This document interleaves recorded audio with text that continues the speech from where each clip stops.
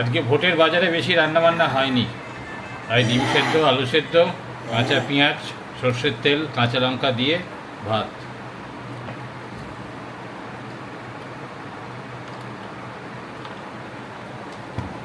দেখি কেমন খেতে লাগছে। খাবারটা পরিচিত খাবার, সবাই জানে। হ্যাঁ, পারতেও হাত ঢোকাচ্ছে। নিয়ে নাও, তুমি নিয়ে নাও, কী নেবে নাও। সস দিয়ে, মোমোর সসটা দিয়ে ভাত ভালোই লাগবে।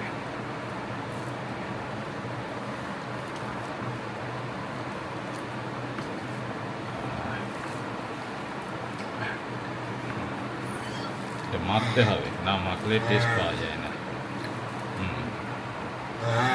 হ্যাঁ,